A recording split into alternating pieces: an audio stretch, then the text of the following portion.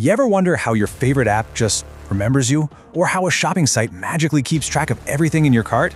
Well, the answer is this incredibly powerful language that's been the silent backbone of our digital world for decades. Today, we're going to pull back the curtain on SQL. Yeah, really think about it for a second. What's that invisible force at work when you log into your email, or when your music app knows every single one of your favorite songs? It feels like magic, right? But it's not. It's actually a conversation, and it's happening in a very specific language. And that language is SQL, which stands for Structured Query Language. You can think of it as the gold standard for talking to a special kind of database called a relational database. Basically, these are databases that organize information in a superstructured, predictable way. So SQL is like the universal translator for the entire world of data. Now, you probably heard of some of these heavy hitters, right? MySQL, PostgreSQL, Oracle. They might all have their own little quirks and features, but here's the key. They all speak the same core language. And that language is SQL. That's what makes it so incredibly powerful and so widespread.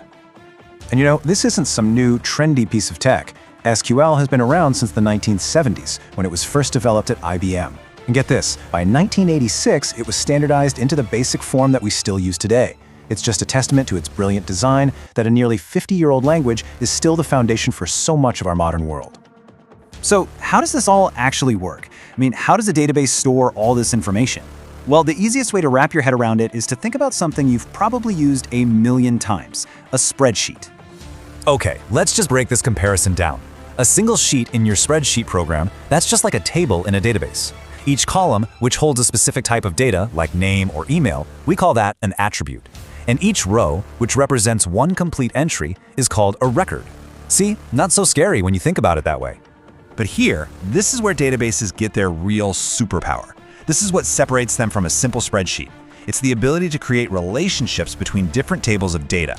This right here is the secret sauce. All right, let's look at an example. So here we have a super simple table called teams. We've got a couple of teams, their cities, and a very, very important column, team_ID. This ID is totally unique for each team. That team_ID is what we call a primary key.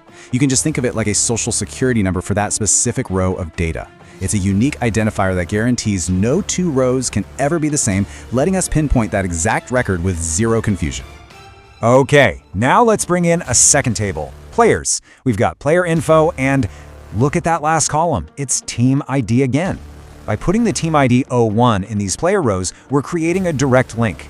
We now know for sure that both JVector and KRiptide play for the team with the ID of 01. This brilliant little link has a name.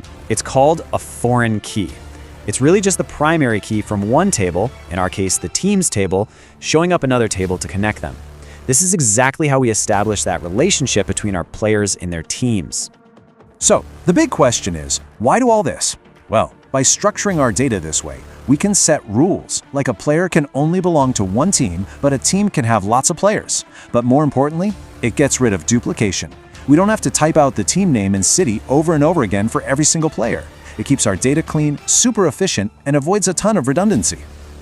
All right, so we've got our organized tables, and we have our relationships all set up, so how do we actually ask questions of this data? This is where we finally get to speak the language of SQL itself. A basic SQL command, or what we call a query, is built from just a few simple, almost English-like keywords. You select the columns you want to see, you tell it which table to get them from, you can filter your results where a specific condition is true, and you can join data together from another table using those relationships we just talked about. Each of these little pieces is called a clause. And when you string them together, you form a complete statement.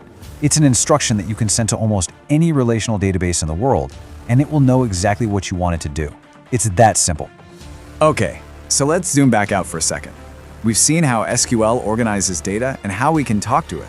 But why, after all this time, after 50 years, is this language not just surviving, but absolutely dominating the world of technology? The sheer scale of this is incredible. We are not talking about just a handful of systems. There are literally over 200 different databases out there, all built from the ground up to understand SQL. In the fast-changing world of tech, that level of universal standardization is, well, it's pretty much unheard of.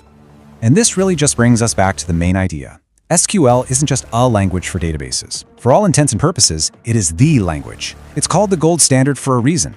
Learning it is like learning how to communicate with a fundamental piece of our entire digital world. So, the next time an app remembers you, or a website shows you exactly what you were looking for, you'll know that it's probably powered by a quiet little conversation happening in SQL. This 50-year-old language laid the groundwork for the data-driven world we live in. The only real question is, what will the next 50 years look like?